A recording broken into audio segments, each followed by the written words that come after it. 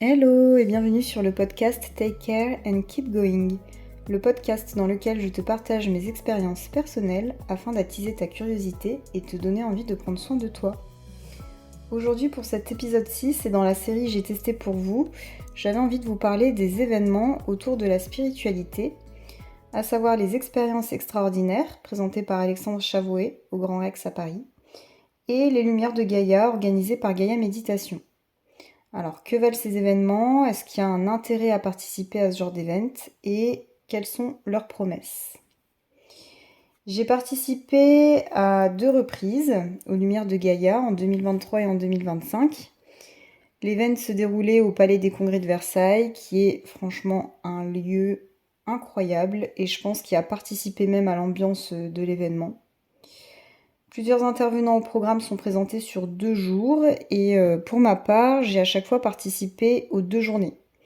Mais il était possible de ne réserver qu'un seul jour.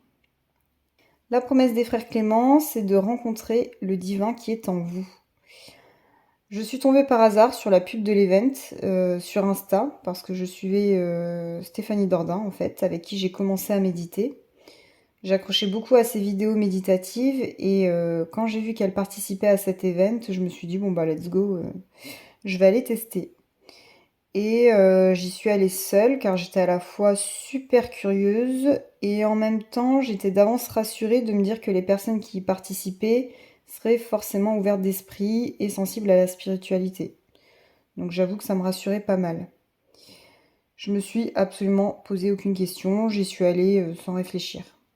Et finalement j'ai bien fait car j'ai pu rencontrer des personnes incroyablement géniales avec qui j'y suis retournée la 2e saison. Au programme en 2023, donc on a pu découvrir Jenna Blossoms, Jean-Marie Muller, Ivan Skibik, Inspire Potential et j'en passe. Et pour 2025, il y avait un petit peu les mêmes personnes et puis des nouveautés comme Frédéric Barbet, Virginie Sophia, Sophie Getz, Fatima Bouziane, Michel Dourte, Céline Franou, Émilie Pérez et Trita, je pense que je dois en oublier. Si vous avez reconnu certains noms ou si vous avez envie de les découvrir, je vous y invite grandement. Après, bien évidemment, les goûts et les couleurs dépendent des uns et des autres et on accroche forcément avec des énergies qui nous parlent. Mais tous les intervenants étaient complémentaires. Ils ont proposé des expériences toutes plus intéressantes les unes que les autres. Et quand je vous parle d'expérience, je parle pas de conférences où on écoute un tel nous vanter les bienfaits de la méditation, non. On participe en fait à toutes les expériences, ce qui en fait un event 100% immersif. On a pu faire de la cohérence cardiaque, de la méditation, du yoga, il y avait des médiums, qu'est-ce qu'on a fait? On a fait du chant, il y a eu un voyage chamanique, etc. Et du coup, le public est sollicité toute la journée. Je vais pas vous cacher qu'on en ressort en planant, hein, un petit peu, complètement vidé, dans le bon sens du terme, bien évidemment. Mais c'est ce qui m'a marqué le plus lors de la première saison. Moi qui n'avais aucune attente, j'en suis ressortie complètement remuée et à la fois ressourcée. Et certaines expériences ont été tellement fortes que vraiment, encore aujourd'hui, ça reste parmi les expériences les plus what the fuck que j'ai vécues, quoi. Franchement, c'était... Après, faut le vivre pour le croire, mais moi, j'ai un souvenir notamment lors du voyage chamanique de Jean-Marie Muller, où je ne me rappelle pas avoir vu autant de personnes en transe en même temps. Mais vraiment, c'était impressionnant. Sans vous décrire, sans tout vous décrire, en plus, Jean-Marie Muller précise en début comment ça va se passer, parce que d'abord il y a une respiration qu'on appelle holotropique, donc c'est une respiration où on va respirer rapidement, donc on peut très vite avoir des fourmillements, le cœur qui s'accélère, la tête qui tourne, enfin en tout cas je décris pour moi un peu les symptômes de cette respiration-là, mais je pense qu'elles sont différentes pour chacun. Et en fait, il avait dit, si vous sentez trop mal, si l'expérience est trop forte, vous pouvez ouvrir les yeux. Et j'avoue que moi, à un moment donné, je me dis, Je sens que ça commence à être pas trop dans les ressentis, mais en fait, j'ai tellement d'émotions et je sens que j'ai presque envie de pleurer, qu'en fait, je me dis, c'est pas possible. J'avais encore ce contrôle-là, j'avais une pudeur qui faisait que vraiment, je me sentais pas de me lâcher là devant tout le monde, avec des gens que je ne connaissais pas. Et donc, j'ai ouvert les yeux et c'était pire. Franchement, j'ai jamais vu autant de personnes réceptives à un même soin sonore, un même voyage sonore. Euh, Après, les réactions sont différentes en fonction des uns et des autres, et on n'est pas obligé de forcément être dans l'expression et être bruyante ou que sais-je, mais c'est vrai que ça a été très efficace sur le collectif. Voilà, après je me vois pas vous décrire chaque expérience et chaque ressenti, parce que je pense qu'il faut vraiment l'expérimenter et se faire son propre avis. Je pense aussi qu'expliquer certaines choses leur font perdre en puissance et minimise le sens, vous savez. Plus on va essayer de convaincre quelqu'un ou de l'expliquer, et moins ça va avoir d'impact. En fait, dans tous les cas, j'en suis vraiment ressortie revitalisée, motivée, avec, et franchement, j'abuse pas en le disant, mais une nouvelle foi en l'humanité. Et réussir à organiser ce genre d'événement, franchement, de nos jours, merci, parce que c'est un côté quand même extrêmement rassurant pour la suite. Cet événement est organisé à 2 ans d'intervalle et entre deux, j'ai quand même voulu participer à de nouvelles expériences, des nouveaux événements. Et j'ai pu découvrir les expériences extraordinaires qui se déroulent au Grand Rex. L'événement est organisé depuis 2023, mais j'ai assisté qu'aux 2 derniers qui étaient présentés par Alexandre Chavouet. Sur le papier, c'est un peu le même principe en théorie que pour les Lumières de Gaïa. Donc c'est une journée organisée avec plusieurs intervenants. Il y a de la méditation, du yoga, de la respiration, etc.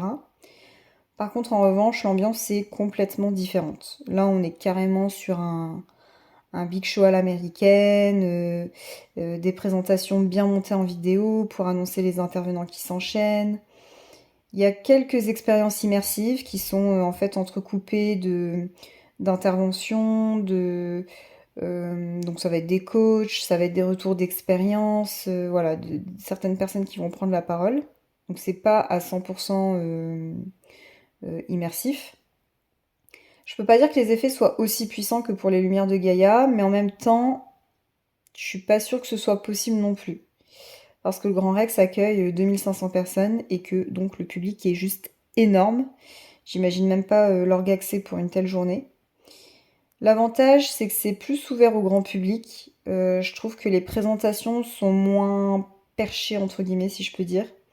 Il n'y a pas besoin d'avoir un pied dans la spiritualité ou d'avoir quelconque croyance pour y participer. Franchement, c'est très... voilà, ça reste les bases. Les pratiques proposées peuvent parler à chacun, les méthodes sont facilement applicables. Après, le but n'étant pas non plus d'appliquer à la lettre tout ce qui est présenté, mais de piocher un petit peu ce qui attire votre attention. Moi, je sais que la première fois, j'avais surtout découvert le mudra, donc le yoga des doigts. Je connaissais pas cette pratique, je connaissais pas le concept, et donc j'ai acheté un livre, je me suis documentée, j'ai regardé un petit peu.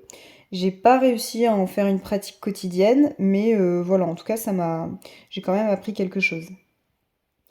Après, j'avoue que lors de la dernière expérience à Paris, donc toujours sur les expériences extraordinaires, je me suis demandé si j'allais y participer la prochaine fois parce que j'avais pas forcément découvert de nouvelles pratiques.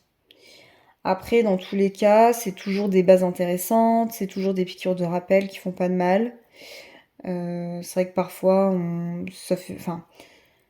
ça peut être efficace de faire des rappels de temps en temps sur le quotidien, parce qu'on oublie vite ce qui nous fait du bien, et des fois, on est tellement dans notre train-train que on se rend pas compte que des petites choses simples en fait peuvent améliorer la qualité de vie, quoi.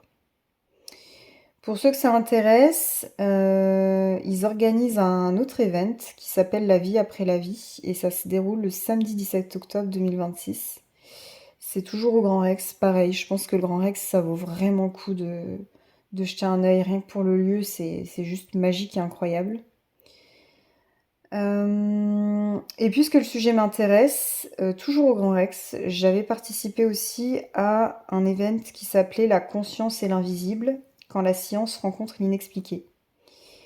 Et là, c'était encore autre chose. Toute la journée, on a découvert des scientifiques, des chercheurs, des médecins, des physiciens qui se sont enchaînés pour présenter les secrets de la physique quantique. Il fallait s'accrocher un dimanche matin à 9h pour écouter parler 3h30 de physique quantique, mais le sujet était hyper intéressant, c'était même perturbant parfois. Et je me dis que si des physiciens présentent leurs recherches au grand public sur ce qu'on sait aujourd'hui de l'invisible, franchement, est-ce qu'être sceptique a encore un sens aujourd'hui? Je vous laisse avec cette question. Et cette semaine, en plus de ça, les conférences ont été partagées sur YouTube.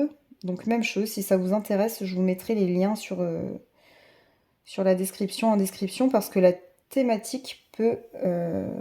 Enfin franchement, ça vaut le détour, quoi. Rien que par curiosité, en fait. En tout cas, si jamais vous avez déjà participé à ce genre de journée, ou si vous en avez à me conseiller, n'hésitez pas. Moi, je trouve que c'est toujours une bonne façon de varier ses sorties, d'en apprendre toujours plus. Et je pense que j'ai fait le tour pour ce retour. N'hésitez pas si vous avez d'autres questions. Ça a été rapide, mais voilà. J'aime pas trop m'épancher sur ce genre de sujet parce que je me dis tout le temps, faites vos expériences et voyez ce qu'il en est. J'espère que cet épisode vous a plu. Merci pour votre écoute et je vous dis à très vite. Prenez soin de vous.